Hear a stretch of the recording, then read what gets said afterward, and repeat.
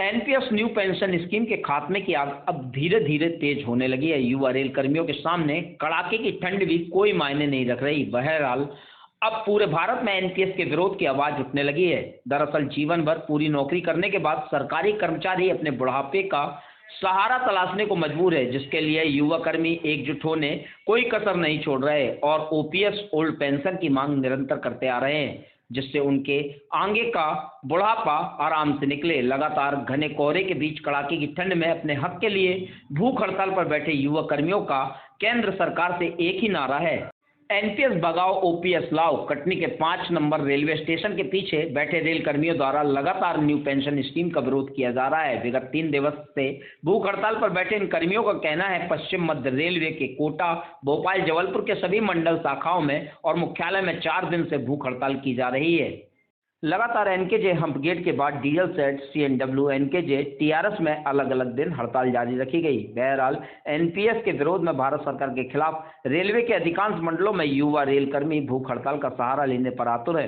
भूख हड़ताल का गुरुवार को चौथा दिन है। West central railway employees union के तत्वाधान में एनएफआईआर, जीएफआर, ओपीएस के आह्वान पर एनपीएस को समाप्त कर ओल्ड पेंशन बहाली के लिए युवा कर्मियों ने भूख हड़ताल का आगाज किया है। एनपीएस को लेकर कहा है अभी नहीं तो कभी नहीं। युवा कर्मी की यह आग पूरे भारत में देखने को मिल रही है, जिससे केंद्र सरकार ओपीएस देने पर विवश हो जाए। नहीं किसी से भीख मांगते, ओपीएस बहाल करो, ओपीएस बहाल करो। कपकपाती ठंड और कोहरे में बैठे हुए हैं, तो क्या कोई अधिकारी आप लोगों से मिलने आए इस दरमियान? नहीं, अधिकारी तो कोई नहीं मिलने आया। यह जो हमारा बेसिकली जो कार्यक्रम है वो एनएफआईआर और जेएफआरओपीएस के आह्वान पर 8 जनवरी से 11 जनवरी तक का भूख हड़ताल का क्रमिक भूख हड़ताल का आह्वान था। उसी क्रमिक भूख हड़ताल के आह्वान पे हम लोग यहाँ कार्यक्रम कर रहे हैं। आज उसी के तत्वाधान में वेस्ट सेंट्रल रेलवे मजदूर संघ, हमारे सभी जो एनपीएस के साथी हैं, युवा साथी हैं, उनकी ये डिमांड था कि हम ही भूख हड़ताल पे बैठेंगे और वो लोग कपकपाती ठंड में अपनी मांगों को लेकर के इस देश की सरकार को बताने का काम कर रहे हैं कि एनपीएस जो एक धोखा है उसको समाप्त किया जाए और ओपीएस को लागू किया जाए।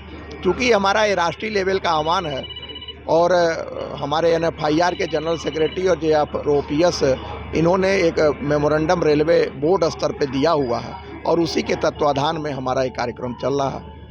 क्या ये कितने लोग यहाँ पर, मतलब आपके कर्मचारी जो हैं, कितने कहाँ बैठे हुए हैं और कहाँ कितने लोग हैं लगभग टोटल? हमारे सभी जो भी ब्रांचेज हैं कटनी में, पूरे जबलपुर मंडल में 15 ब्रांचेज अपने अपने डिपो में प्रदर्शन कर रही हैं। कटनी में चूँकि 5 ब्रांचेज हैं, इसलिए 8 तारीख को हम लोग टीआरएस सेट में बैठे सुबह 8 बजे से लेकर शाम 6 बजे तक, और 9 तारीख को सीएनडब्ल्यू में बैठे आरओएच में, 10 तारीख को डीजल सेट में बैठे और 11 तारीख को आज एनकेजे लॉबी में कटनी स्टेशन प्रांगण में यहाँ पर सुबह 8 बजे से हम लोग बैठे हुए हैं शाम को 6 बजे तक। विगत 3 दिनों में कोई भी कर्मचारी आप लोगों से मिलने नहीं आया?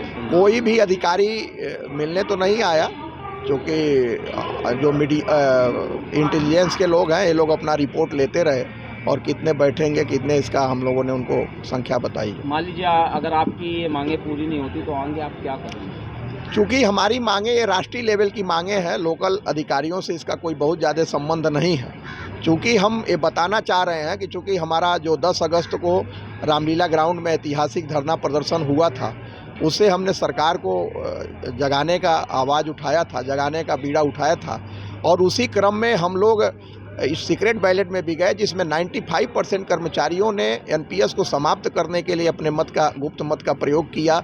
इसका भी रिपोर्ट बना करके एनएफआईआर ने रेलवे बोर्ड को बताने का काम किया, और इसी तरह से यह जितने भी भूख हड़ताल हो रहे हैं इसका रिपोर्ट बना करके हमारे वेस्ट सेंट्रल रेलवे मजदूर संघ के महामंत्री श्री अशोक शर्मा जी इसको बना करके एनएफआईआर को भेजेंगे, और एनएफआईआर बराबर उसके पूरे राष्ट्रीय लेवल का चूँकि ये कार्य है और भारत सरकार को यह काम करना है, इसलिए उसका पूरा रिपोर्ट बना करके एनएफआईआर भारत सरकार को बताने का काम करेंगे। क्या नाम है आपका? एसएन शुक्ला, मंडल अध्यक्ष WCR में।